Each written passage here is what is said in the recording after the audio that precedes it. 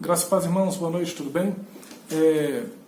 Em decorrência dessa situação do vírus, nós estamos montando uma nova sistemática para que possamos estar compartilhando a palavra de Deus através do grupo da igreja e das redes sociais da IBVG.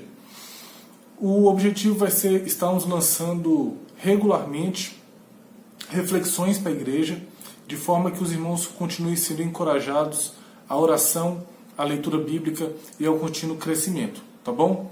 Vão ser reflexões curtas, tá? No máximo ali 10 minutos, e que a gente deseja realmente que possa servir para encorajar, fortalecer e os ajudar nesse momento de dificuldade. A nossa primeira reflexão se encontra em 2 Reis, capítulo de número 6, versículos de 1 a 7. Tá bom? Uma passagem extremamente conhecida em que Eliseu faz flutuar um machado. Eu gostaria que a gente lesse esse texto nessa noite. Disseram os discípulos dos profetas a Eliseu: Eis que o lugar em que habitamos contigo é estreito demais para nós. Vamos, pois, até o Jordão. Tomemos de lá, cada um de nós, uma viga, e construamos um lugar em que habitemos. Respondeu ele: Ide. Disse um: Serve-te de ires com teus servos. E ele tornou: Eu irei. E foi com eles. Chegados ao Jordão, cortaram madeira. Sucedeu que, enquanto um deles derribava um tronco, o machado caiu na água e ele gritou e disse: Ai, meu senhor, porque era emprestado. Perguntou o homem de Deus: Onde caiu? Mostrou-lhe ele o lugar. Então Eliseu cortou um pau e, lançando-o ali, e fez flutuar o ferro. E disse: Levanta-o. Estendeu ele a mão e o tomou. Irmãos, nós estamos passando por uma crise muito grande, uma crise causada por algo tão pequeno, tá? Um inimigo que a gente não consegue ver. Mas, em meio a essa crise, a gente sabe que Deus tem cuidado de nós. Quando nós olhamos para a estrutura do livro de 2 Reis, no capítulo 5, a gente vê a cura de Naamã.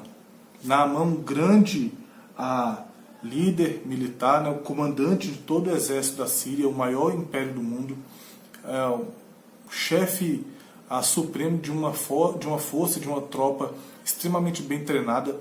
Esse Naamã é curado no capítulo 5. Quando a gente continua caminhando e a gente pega o capítulo 6, a partir do versículo 8, a gente vê Deus agindo em meio a uma guerra muito grande, uma guerra contra os sírios. Ou seja, nós vemos Deus agindo em grandes coisas enquanto vida de Naamã, e nós vemos também Deus agindo em grandes coisas quando ele age em favor do povo na guerra. Mas tem um intervalo aqui. Tem um intervalo que vai do versículo 1 até o versículo 7 do capítulo 6, em que a gente vê um jovem passando por uma dificuldade muito grande. Esse jovem não tem o nome citado. Esse jovem não é ninguém importante. Esse jovem não é ninguém de grande referência na Escritura. E ele perde o machado. Hoje em dia, quando a gente perde o machado, é fácil, nós vamos numa casa de ferragem e compramos outro. Mas naquela época, a perda de uma ferramenta era algo muito importante.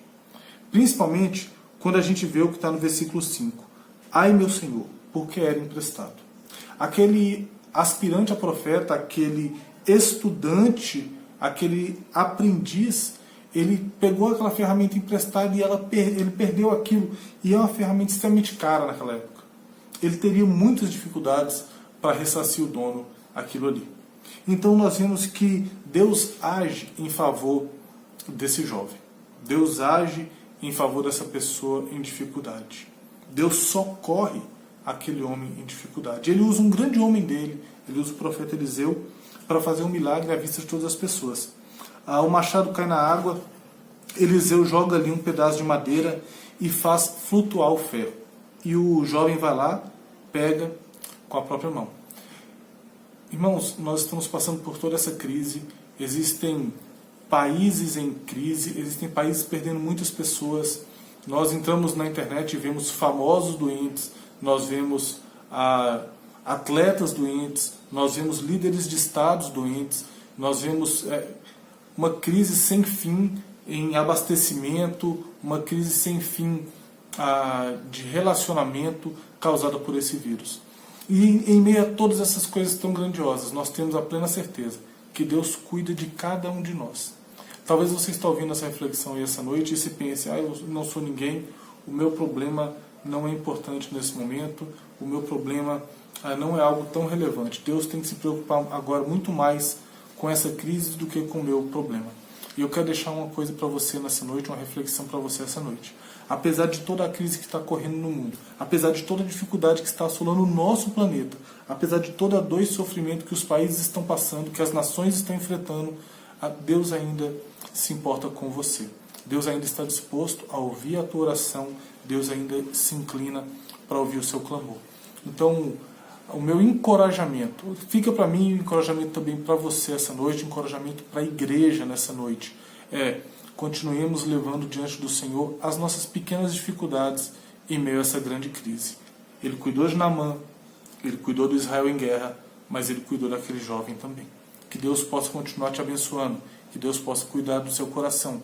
E pode saber, Ele não se esqueceu de você em meio a essa crise. Que Deus nos abençoe e até a próxima.